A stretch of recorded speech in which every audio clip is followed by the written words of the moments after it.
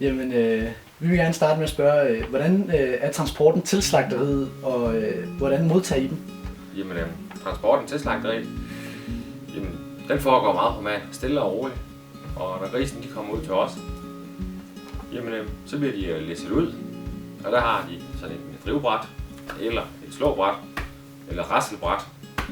Nogle tror, det er noget, man skal bruge til at slå med, men det er det ikke. Det er et langt bræt, så er det firkantet ude i enden. Og der er sådan nogle perler i, så du kan høre, når du rasler gang, at du kan høre det. Og det er nok bare, hvis du slår ned i gulvet eller det rasler, så går de af sig selv. Så vil jeg gerne høre, hvordan er kødets kvalitet, og oplever du nogensinde misdannelser i form af bylder eller andet i det konventionelle kød? Ja, de har bylder. Ikke alle sammen, men det forekommer der. Men jeg vil ikke sige, at de har flere bylder end hvis du tager frilansen eller økogris. Nej. Faktisk så vil jeg sige, at økoen de har flere. De har flere bylder ja, end det konventionelle, og, det har de. Og også flere end frilands? Ja, det har de, ja. Det har de. Ja. Jeg tror, det skyldes, at der bliver brugt mindre antibiotika hos dem. På økoen, de bliver ikke behandlet. Nej.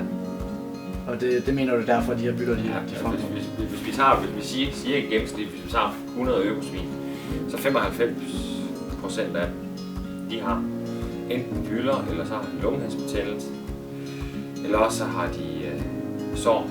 Så der er mange, der tror bare, at økoen det er bare men det er det altså. Ja.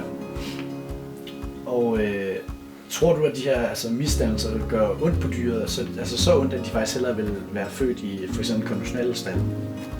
Det tror jeg ikke. Det tror jeg ikke, altså. En gris er meget sejlig ud.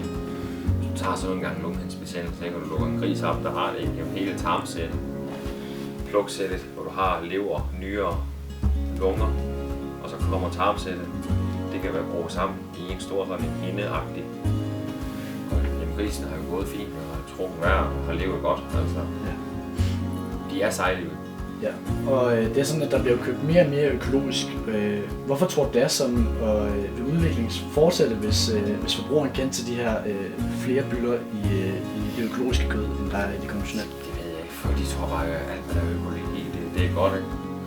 Og det er det også i mange tilfælde, ikke? Men når det gælder levende dyr, fødevarer og kød, så tror jeg godt, man lige kan sætte spørgsmålstegn om det nu er så godt.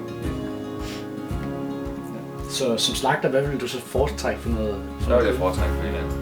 Frilansen? Ja, det vil jeg. Ja. Fordi den har de mindre bylder og andre misdannelser end det økologiske, men samtidig så har de jo også skåret frit. Altså. Der ved du, der har du et dyr, ikke også? Og der er dyrevelfærd, og det har haft det godt og fået nogle gode vilkår.